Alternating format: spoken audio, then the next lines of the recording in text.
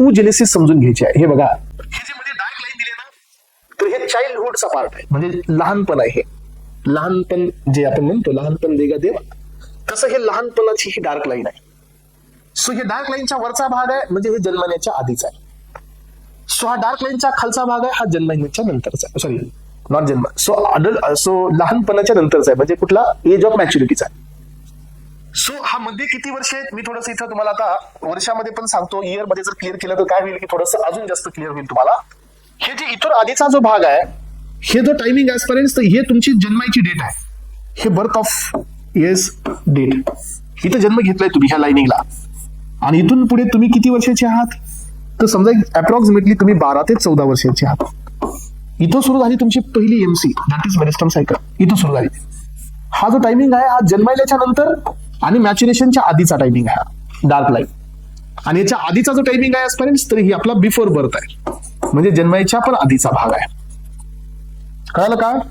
आणि इथून खालीचा जो टाइम आहे तो कुठला, जिथून आपण मॅच्युअर झालो, एमसी पिरियड सुरू झाला तिथून पुढचा, म्हणजे फर्स्ट ऑकरन्स ऑफ मेरिस्टम सायकलचा पुढचा.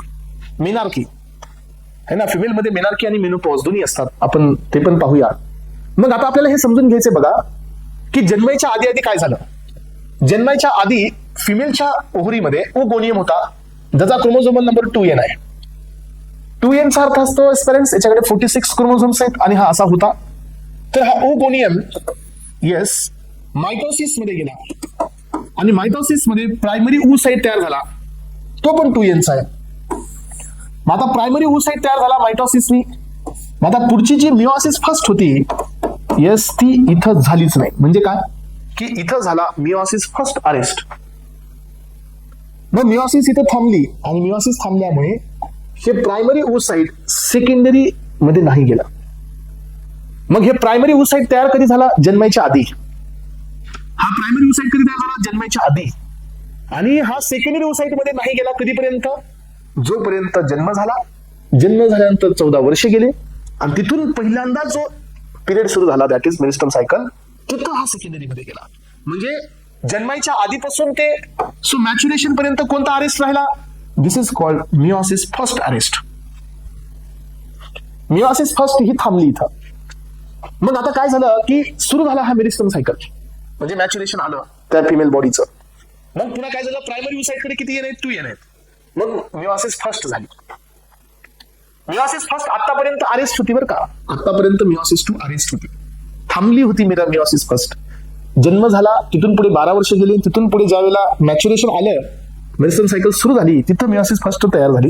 आणि मग तुमचा हा 2n सेकंडरी oocyte मध्ये गेला. ऍजपर्यंत लक्षात घ्या, हा झाला सिंगल एन, म्हणजे 23 क्रोमोझोमचा.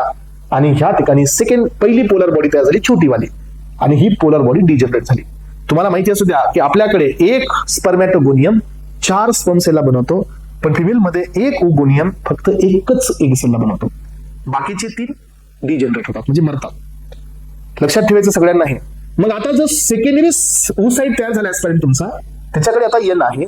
जर समजा तरी इथं पहिली पोलर बॉडी तयार झालेली आहे, हे बघा. सो सेकंडरी oocyte ची जर समजा मिओसिस 2 केली तुम्ही, इथं हे स्पर्म आताच नका टाकू मध्ये, इथं तुम्ही मिओसिस 2 जर केली तर ह्याचे 2 भाग होतील, दोन्ही मध्ये काय असतील, n, कारण आधी कोण आहे, n. मिओसिस 2 करायचे आहे, meiosis 2 is similar like a mitosis. मग इथं काय होईल की एक छोटी आणि एक मोठी body, that is second polar body, आणि सेकंडरी oocyte तयार होईल. आणि मग तो सेकंडरी oocyte हा 14 दिवसाची वाट पाहिल. आणि जर ती फिमेल मॅरिड असेल तर तिच्या बॉडीमध्ये स्पर्म सेल येईल, आणि स्पर्म सेल आल्यानंतर काय होईल सांगायचं, झायगोट तयार होईल, आणि झायगोट झाले की फर्टिलायझेशन होईल. आणि this is the process of oogenesis.